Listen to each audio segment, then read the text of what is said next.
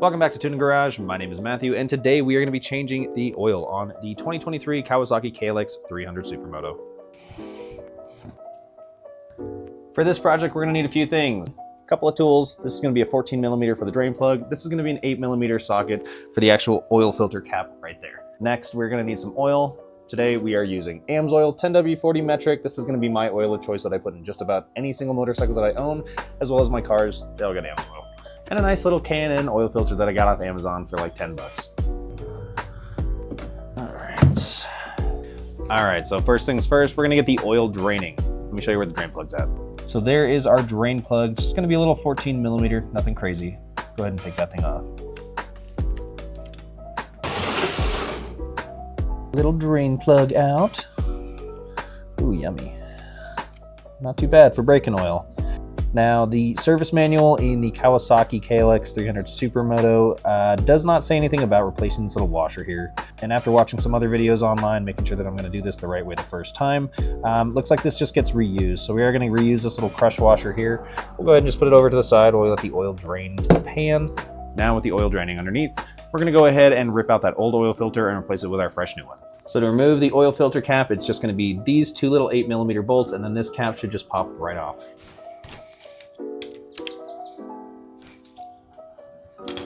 You can undo these by hand too after you've broken them loose. Those are the two little bolts, don't lose them. And then this bad boy should just, oh my God, okay. And voila, it comes right out, look at that. Oh, but so did the spring. Okay, awesome. So apparently on these, it's really common that inside there's a little spring that actually comes off every time that you remove the oil filter. Let me show you really fast so you don't miss it and then fuck up your bike.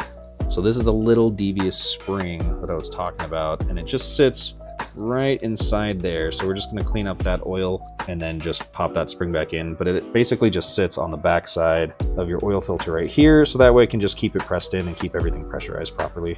But yeah, don't miss that spring. You will probably mess something up if you do. All right, with our old oil filter out, now we can go ahead, pop open our new one. I like to make a size comparison.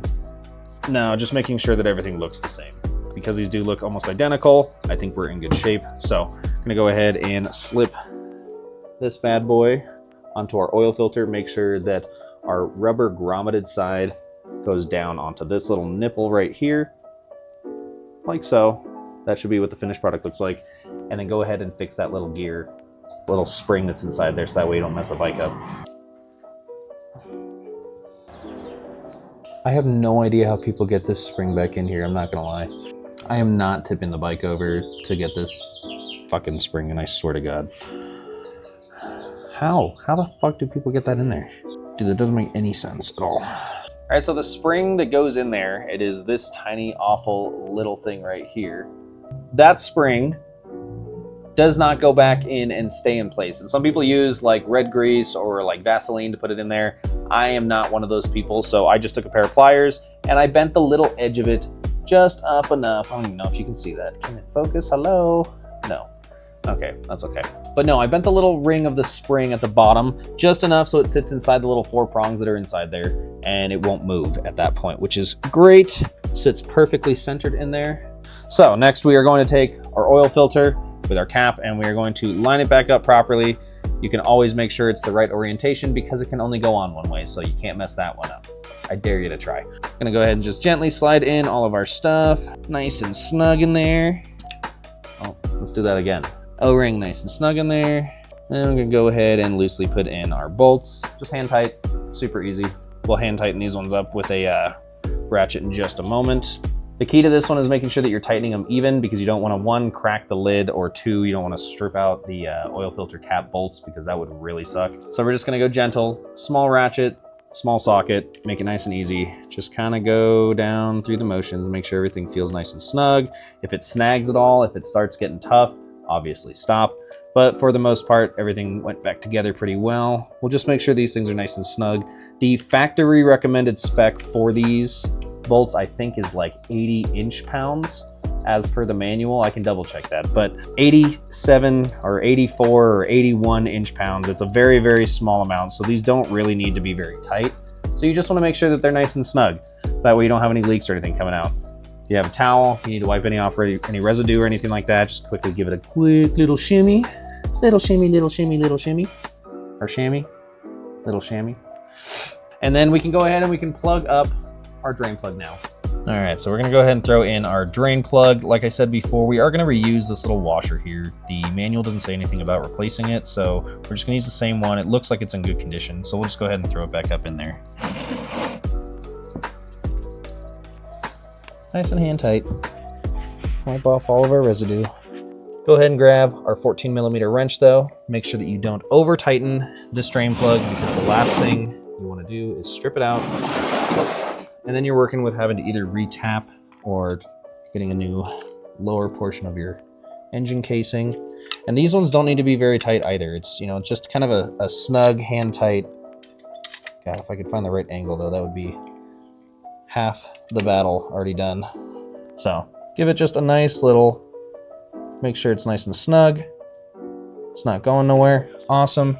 All right, now that everything is all done and tight underneath, we're gonna go ahead and remove our oil drain plug right there, and then we're gonna go ahead and fill this bad boy up. 1.2 quarts for the refill if you use a filter. I believe it's 1.1 if you don't replace the filter. I don't know why people would do that though. All right, next thing we're gonna grab is going to be our funnel right here. We're gonna go ahead, slap that bad boy in there and start pouring our oil. But we'll go ahead and we'll dump our first full quart in there, and then the second one we'll actually measure out.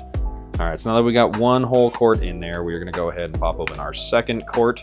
Remember, this one is only gonna be using a little bit. So on the side of your bottle, this is what it is going to look like. And you can see where our oil line is right there. So right now, when we are sitting totally at full, it's sitting right above this 9 mark right up here. So we wanna get it down to about between that 7 and 8, which will be about 1.2 total capacity, then we should be all good.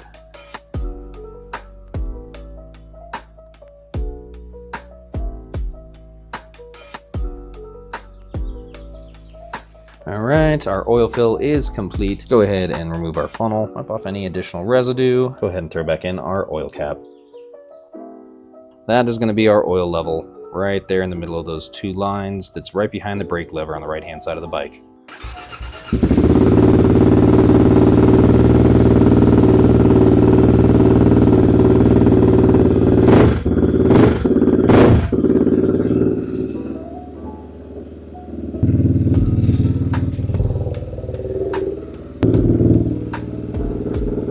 And that's how you change the oil on your Kawasaki KLX300. Thanks so much for joining. I appreciate what you do. I'll see you guys on the next one.